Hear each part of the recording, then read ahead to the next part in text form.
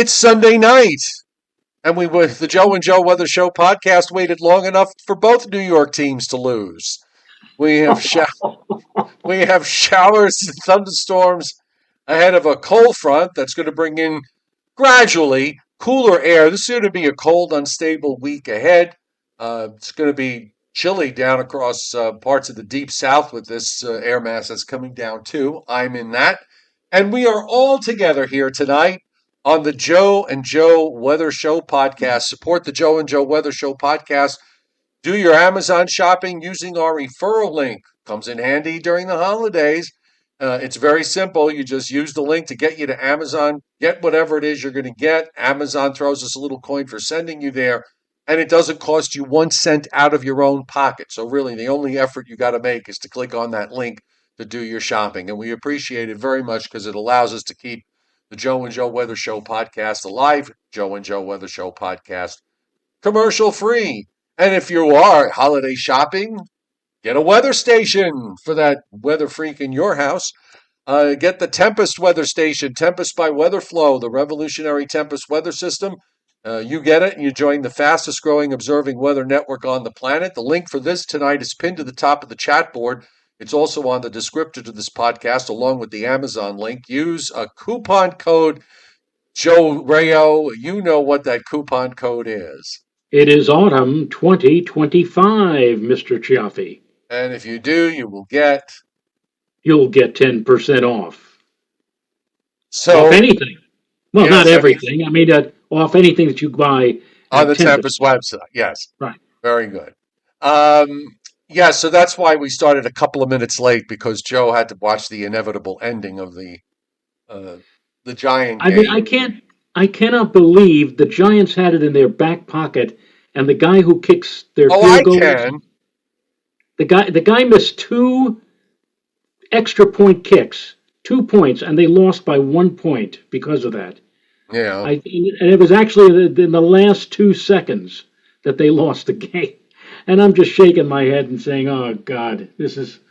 I mean, at least if you're going to lose it in excitement. I mean, the Jets. Forget about the Jets. Well, the Jets are working on a perfect season. Yes, absolutely. Well, anyway, They are the new Cleveland Browns, or the new Detroit Lions. Those were 2 teams that went, like, it seemed decades between drinks at the well as far as getting into the playoffs are concerned. So the Jets, which have been also at that well, now they are going to be there longer. Anyway. Well, the one good part about it is they'll get a first-round draft pick if they keep this up. But, and they also bench their quarterback, too. So but I heard that late this afternoon.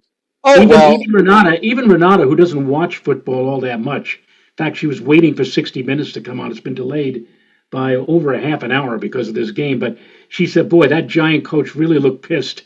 And why? Yes, indeed, I'm sure. Okay, we got a new week ahead. Turned out to be a pretty good weekend all the way around. Most of today was fine for you. I had rain. I had some heavier rain for a little while this morning when the cold front came through here. And down to 57 now. And headed for the upper 30s tomorrow morning. I can't wait for that. Yes, this front that's heading our way, and we were discussing on Thursday, the last time we were together, about whether or not we should throw in a thunderstorm possibility for late tonight, tomorrow morning, as the front moves in. Not only do we have a threat of thunderstorms, but the Storm Prediction Center has actually placed our area in a marginal risk for severe weather. And actually, in the tri-state area proper, we are under a 2% possibility of isolated tornadic activity as well. In fact, we're looking at what is known in the business as low-top convection. You know, you talk about these thunderstorms that can go 40, 50,000 feet high into the atmosphere, you know, storms that reach almost like 10 miles up. This particular round of convection is going to be probably no more than 8 or 10,000 feet. So it's what's known as low top convection. But within that, you can get pockets of instability. You can get some areas of lightning, and also the possibility for a little bit of circulation to produce a funnel cloud or a tornado. So that's what we're up against. Probably not until though after midnight tonight, Joe. Right Right. about two to four or 3 to 5 a.m. If we see anything like that in the immediate tri-state area, that's the time frame we'll be looking at. Will be in the pre-dawn, early morning hours. Yeah, there's a pretty good upper trough that's swinging through here into the east, and that's actually the story for the whole week. Is upper trough after upper trough coming into the eastern part of the United States. So it's going to be like a gradual step down in temperatures, particularly after Tuesday and for the second half of the week, which is kind of like what happened last week and the week before last. Uh, and these upper troughs sometimes, we're talking about cold, unstable air and in the atmosphere. So I think there will be a few days this week where you start with sun, it self destructs, you get into clouds, and there probably will be some scattered showers around, maybe every day through Thursday, the way I'm seeing it. That's what instability can do. That's and particularly so Wednesday looks like another disturbance moving on by with the potential for a more showery condition, especially in the early part of the day on Wednesday. Welcome tonight to everybody on the chat board and those of you who are lurking in the background on tonight's Joe and Joe Weather Show podcast. We're here Sunday through Thursday at 7:35 p.m. I don't have any schedule changes to let you know about, so this should be a normal week. Subscribe to my YouTube channel if you haven't already and turn your notifications on so you don't miss us, because sometimes we add shows on a Friday or Saturday when there's a storm system around. And of course, if you do like the show, what should they do if they like the show, Joe? You should give us a like. At the very least, give us a like so we can maybe hit 100. Smash that like button. We had 5 consecutive 100 like plus shows last week, and then the weather kind of calmed down a bit, and as a result, we ended up with since then no 100 plus like shows, but we still have a good round of people who are close that constantly tune us in each night, and we're always appreciative of that.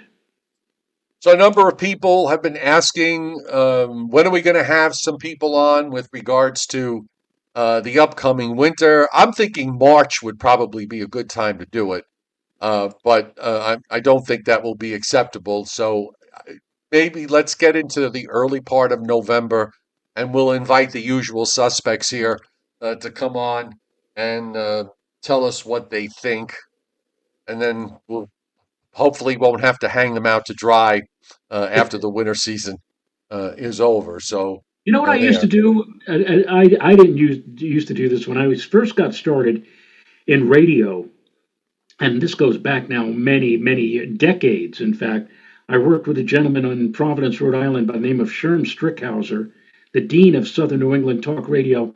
And each year, right about this time, I would read off the storms that were predicted by the Farmer's Almanac, and we would list them.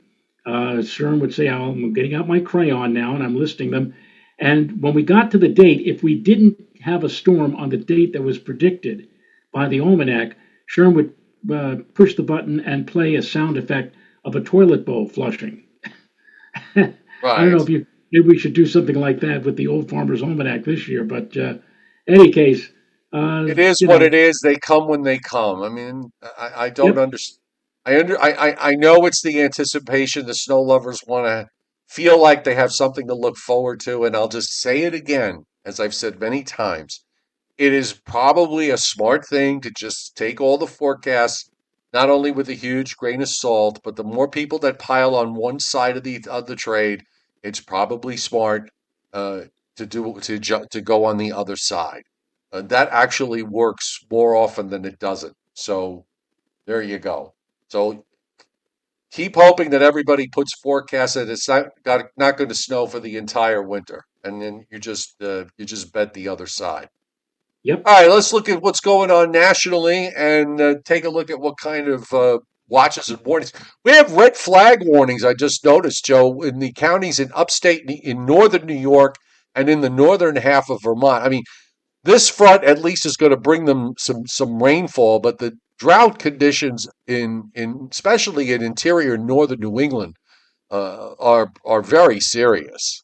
Right. We had pointed that out when the drought map was updated last Thursday about how there was a broad swath of severe or extreme drought across portions of Vermont, New Hampshire, and even into Maine. So they certainly could use the water.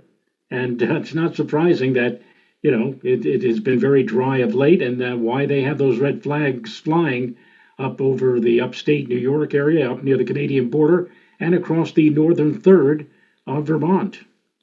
Yeah. We're seeing a few wind advisories up in a couple of places in parts of the central Appalachians, also in the interior in South Carolina. Also, we have uh, wind advisories, and I think the gold is a high wind watch up in the Dakotas and in parts of Montana, Wyoming, down into southern Colorado and New Mexico, a couple of counties in Nevada, in northwest Nevada, and also a few counties in Washington State. We've got frost advisories up in parts of southeast Wisconsin. As we get deeper into the autumn months, we of course eventually will start to see the frost advisories in the deep south and in the southeast. And I've got the satellite with the lightning strikes. And one thing I'm noticing, Joe, right now, at least for the moment, um, there are some higher cloud tops moving through Pennsylvania at the moment as this arm just kind of swings on through. But I'm not seeing any lightning strikes there. In fact, the only lightning strikes that are showing up anywhere in the country are just a handful in the state of Florida. So at least for now, we're not seeing much in the way of thunderstorm activity. Now that upper trough is going to be sharpening tonight as it goes by, so that might generate a couple of thunderstorms in the mix, but not seeing anything there in the moment. And there's another front right behind it. You see it into Montana and Wyoming and Idaho moving eastward. That's actually set to come through Tuesday night and into Wednesday. That is not going to have as much oomph as this lead front has had, but it is part of this week's weather equation in that as each one of these things goes by, you get colder air, more unstable air. We're not talking anything seriously cold, obviously. Just let's call it cooler air.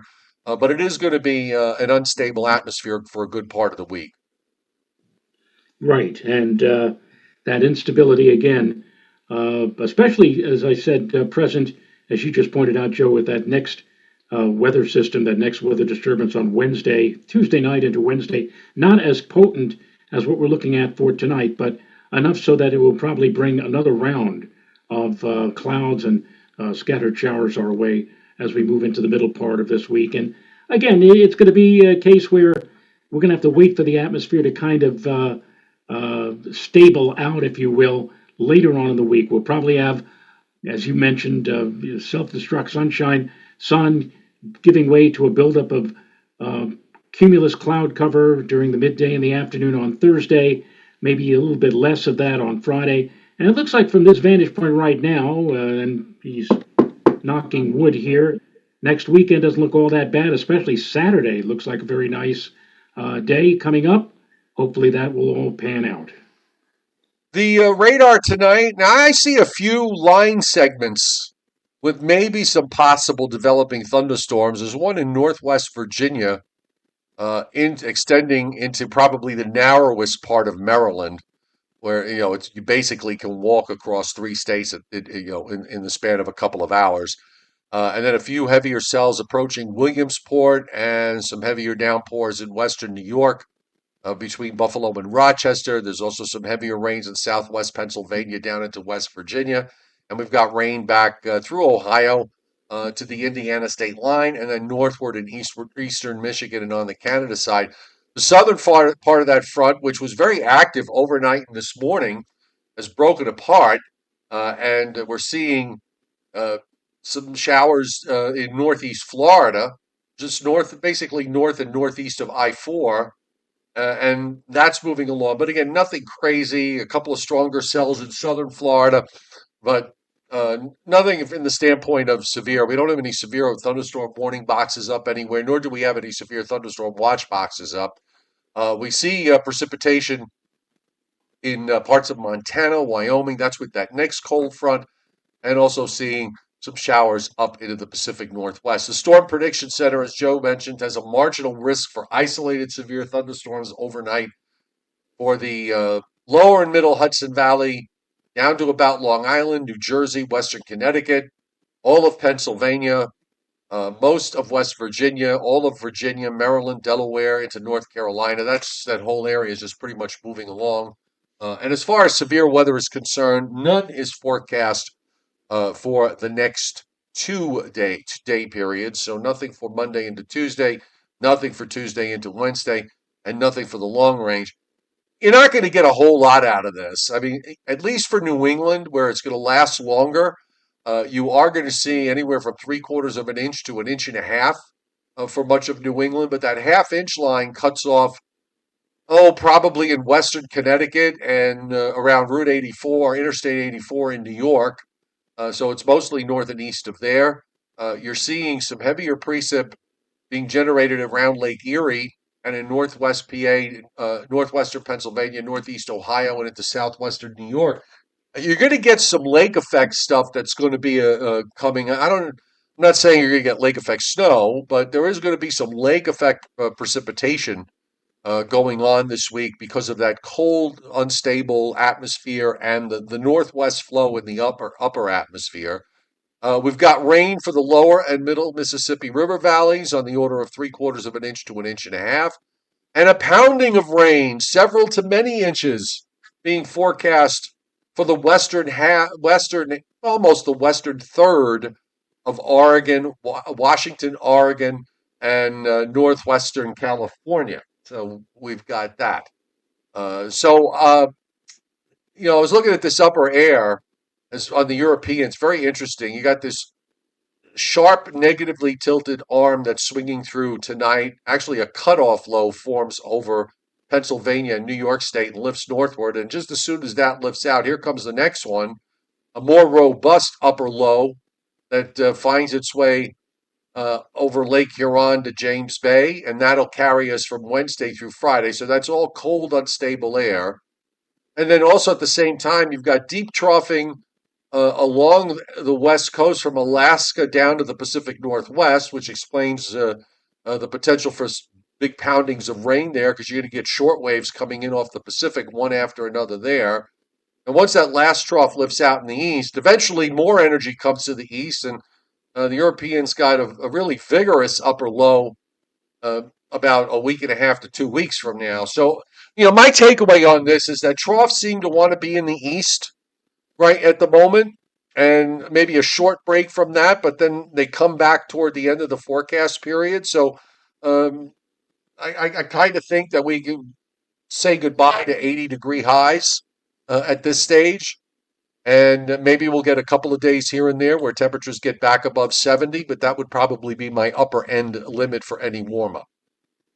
Yeah, it's tough when we're this late into the season now that we can hit that 80-degree mark. That doesn't happen. In fact, I don't think at Westchester County Airport that we've ever seen temperatures much higher than 80 this late in the season. So we're getting into that time of the year now where we're going to have to say farewell to the warm temperatures. We still can have a few unseasonably mild days with temperatures like today in many spots topping 70. And tonight's going to be a rather mild night. In fact, tonight, Joe, before that cold front arrives across the lower Hudson Valley, the temperatures overnight are going to be close to where we're normally the high temperature for this time of the year, somewhere in the lower 60s. But it'll be a different story tomorrow. Once that front moves on by tomorrow, temperatures will respond to a shot of cold air advection, probably will become rather steady, holding at or near 60 much of the day. And then, unlike tonight, the temperatures tomorrow night will drop back into the 40s as that cool or chilly northwesterly breeze, west northwesterly breeze, blows in that chilly and unstable air.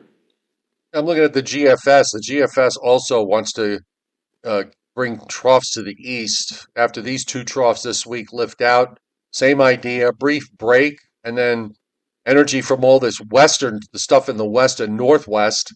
Some of it separates and undercuts the ridging that builds up in Canada. So the GFS actually has an aggressive cutoff in about 8 or 9 days in the Ohio and Mississippi River valleys that eventually lifts out to the northeast, and then another trough replaces that. So that's kind of interesting. I find it kind of interesting to see this sort of stuff right now with the way the upper air is setting up. You try to get at least some hints as to where this might be going in the coming months. Sometimes the hints prove to be correct, and then other times you get thrown a curveball, and then something happens between November and December where you get some sort of weird pattern flip. I don't know which way, obviously you don't know which way it's all going to go. But here's our front for tonight. You see the showers go by. Most of it will probably be done around or just after daybreak, I would think. And then as that pulls out, you get the next front. So maybe some showers coming in later, late Tuesday night into early Wednesday shouldn't amount to much.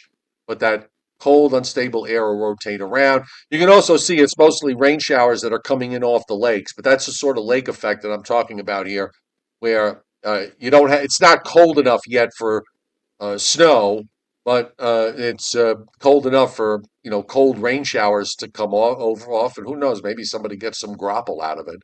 But we're going to be, for the most part, on the dry side.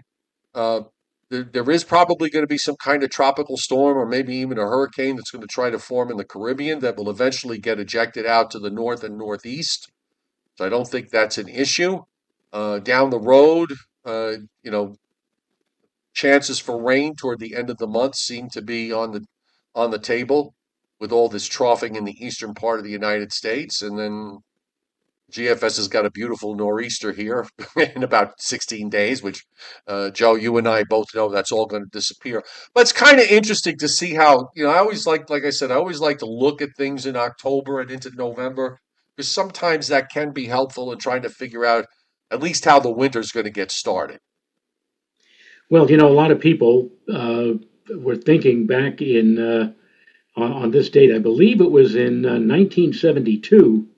We had a bit of flurry or snow activity across portions of the Northeast. There are some parts of upstate New York that had like 5 inches. New York had measurable snow, the earliest measurable snow that they have ever had. And a lot of people were talking back then that, hey, this could mean that we're going to have quite a winter. We're already seeing cold and snow. And as it turned out, that winter of 72, 73 saw just about the least amount of snow. And that record actually held for a number of years. In a way, it was kind of like last year's because 72, 73 was actually cold, but everything went south. Right, right. You know, And I think New York had only about 3 inches of snow at Central Park for that entire, even less than that, less than 3 inches of snow, 2.6 for the entire winter season. Some parts of South Jersey that particular winter of 72, 73 didn't have any snow. And yet the snow that fell in many areas in the Northeast on this day in 1972 gave people thought that, hey, it's begun. It's already beginning, and we're going to have maybe we'll have quite a winter if it's already cold and snowy.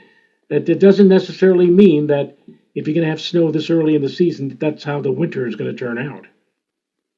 yeah. I'm just looking at the GFS with this system it forms in the Caribbean. It comes from something that right now is further to the east, a little further to the east, but getting into the Caribbean. And, again, it's kind of it can only get so far west before it starts to hit westerlies in the upper atmosphere, which are actually pretty far south. So you can see it curves it up toward the Dominican Republic and then kind of sits it around down there until it gets some sort of kick to the northeast and becomes a fairly big uh, Atlantic Ocean storm that runs up to the northeast. European has a bit of a different idea with that because it wants to hold it back. Doesn't really do much with it. And it brings the disturbance into the Caribbean, and then it just kind of meanders some sort of low or tropical wave or whatever it is, disturbed weather for the better part of 7 or 8 days, And then finally, toward the end of the forecast period, it forms something northeast of Honduras and brings it up over Cuba and then hooks it up with something in the East Coast and then takes it up northeast from there. I mean, look, this is all silly long-range speculation at this point. The models are going to do whatever it is they're going to do. And much of what they do beyond the 7th or 8th day a lot of times doesn't make much sense. So here's what the Hurricane Center's saying. Okay, I went to load the page and only half the page is up. Let's try it again. Let's see. There we go. So this is at 8 o'clock.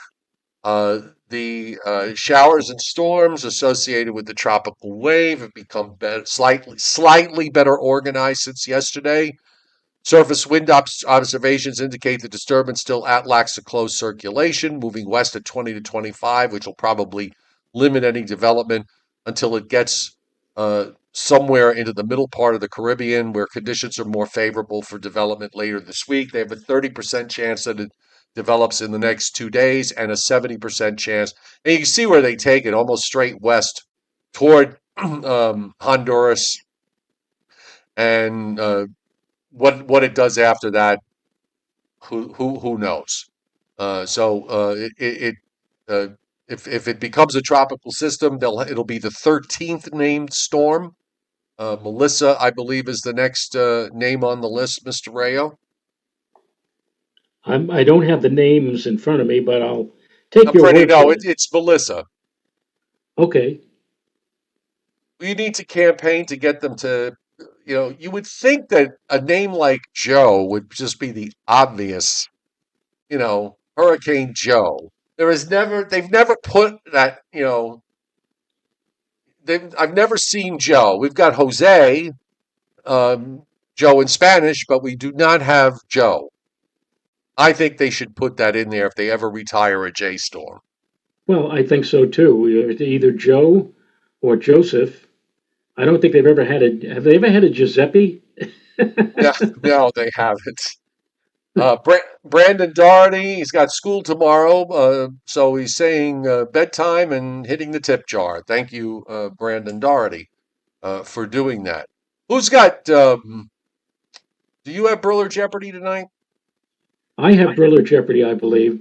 Before I get into that, though, I just want to read. This is from Nick Stefano of the North Jersey Weather Observers, who also pointed out that today, October 19th, 1972, 1 inch of snow fell in North Haledon, 5 inches at High Point. That's High Point State Park. That's about 1,800 feet elevation. That's where the 3 states almost meet: New York, Pennsylvania, and New Jersey. Trace amount of snow in New York City Central Park. And as I pointed out just a few minutes ago, Nick says everybody thought the early snow was a harbinger of things to come that winter. Not!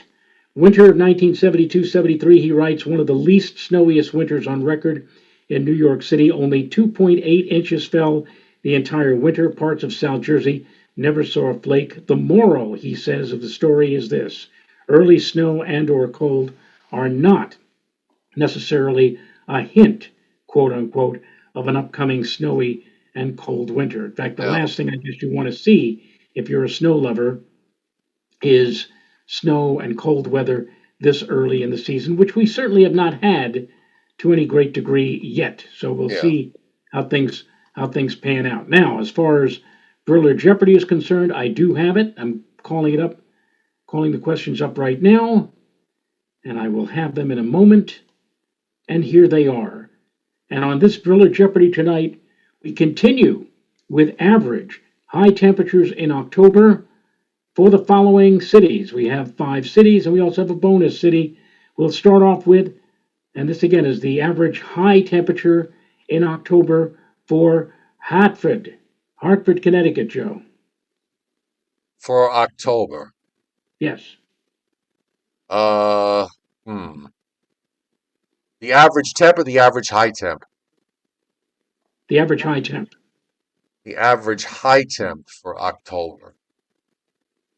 I'll say 64. And he's off and running to the races, ladies and gentlemen. And 64 I see a on few the people on nose. the chat board: Rich Rothmansky, John M., Steve Lapointe, Chuck Cardillo. You made the show, Chuck.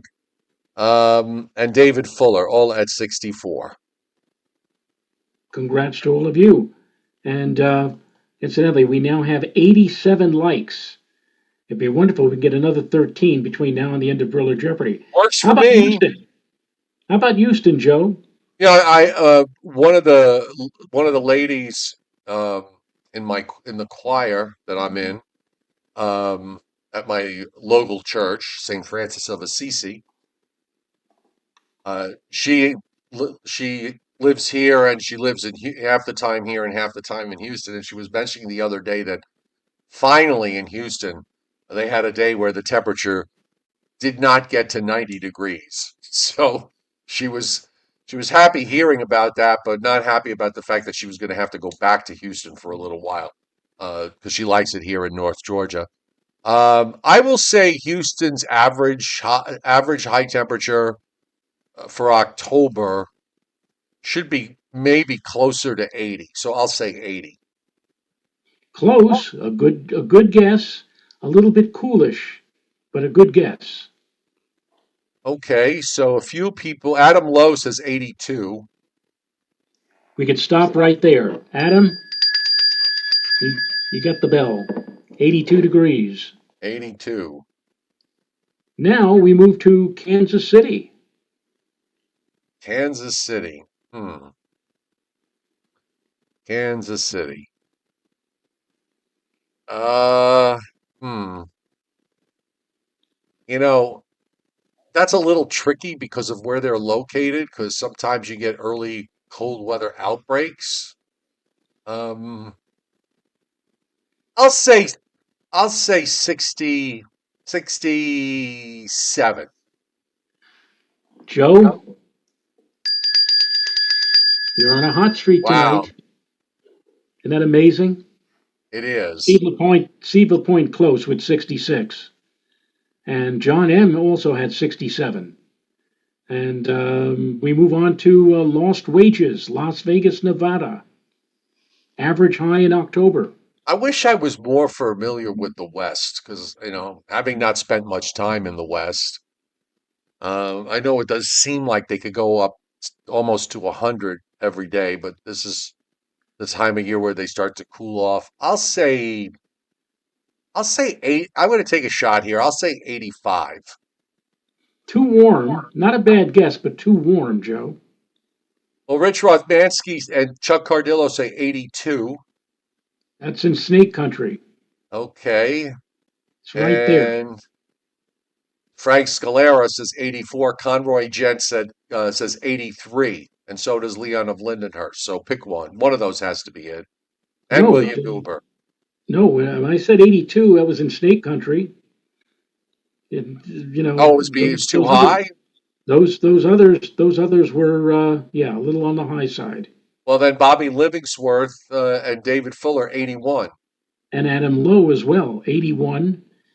And David Fuller, and all of you said 81. Ringy dingy dingy. Very good.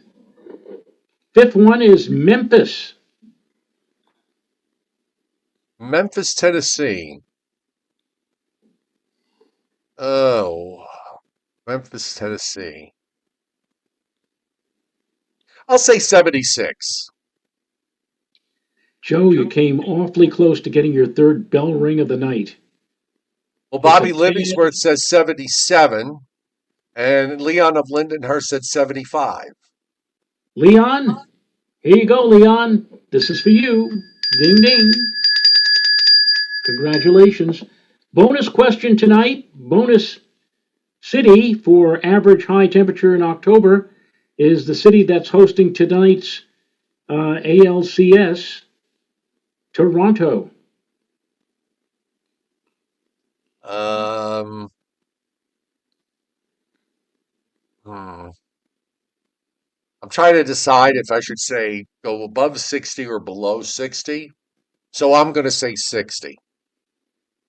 That's just a tad too warm, Joe. Okay. David Scott says 59, as Still a does little Rich warm. Rothmansky. Northern Grace says 58. That's in Snake Country now. And Frank But Scalera Frank says Scalera, 57. and there you go, Frank. You got it. You got it with Toronto, 57, and I'm sure if you live in Toronto, you're hoping that you'll ring the bell tonight so that you can extend the championship series to 7 games tomorrow. We'll see. Yep. Oh, well, anything else going on that you want to talk about? No, nothing really. It was a quiet last few days, and celebrated my son's birthday yesterday. Can hardly believe, Joe. Seems like 1990 was just 5 or 10 years ago, and here he is now, 35 years old, almost one half my age. I know. Amazing. Yeah, my middle daughter today, she ran the marathon in Chattanooga, and she did it in a little over four hours. So I'm very Wow. proud of her for doing this. She's done. I think this is either the second or third marathon that she's doing. I think it's the third. And the last one she did, which was, I believe it was a couple of years ago, she had trained for this marathon and she trained for it and she got sick. She got COVID, I think, right before it. And she actually ran while she was still not feeling 100%.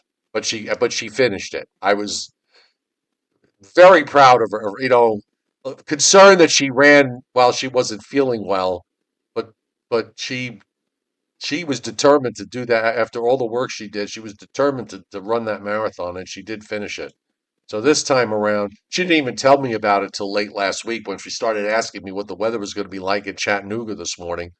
And then she told me she was running this marathon. So anyway, congratulations to my middle daughter for completing, uh, for accomplishing an achievement like that. Because running a marathon, I mean, obviously, I'm not doing it, and you're not doing it. No, absolutely No, not. and most people aren't doing it. So Now, can I just ask one question? Can anybody out there spare a like? According to my counter, Joe, we're at 99. 99. Yes. Can you?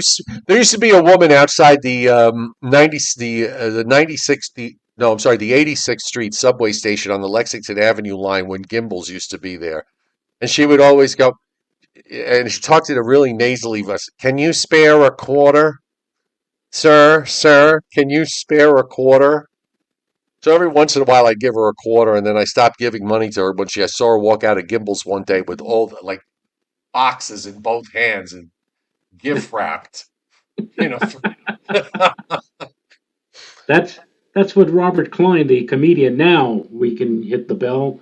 We're at 101, and thank you all for hitting the like button and getting us to over 100 likes again tonight. The comedian Robert Klein said that he used to see a guy on the street. He'd say, "Please, please, manja, manja." yes. Of course, he would give him money as you would give the lady a quarter. But then Robert Klein said one day he saw him loading his stuff into the back of a Buick Riviera. He didn't know what the guy's name was, so he yelled out, "Hey, please, come over here." Oh, it does happen that way. Yes. All right, let's. I got to go on to the next football game to see if I'm going to win my fantasy football game today. I did really well with my college picks. I got 9 out of 10 right this weekend, but so did just about everybody else that I compete with. So it didn't really do me any good. Yep. All right. Anyway, we will be back tomorrow night. Frank Scalera is talking about he takes the express bus, and after that he has to transfer to a subway. I'm not exaggerating. There's this weird guy walking around with a folder, holding up a cross and saying that he's an angel. Well, whatever works. If he's got wings, whatever works for that, you can just fly right out of there. So anyway, everybody have a great night. We will see you all tomorrow night at the usual time, 7:35. Nighty night. Good night.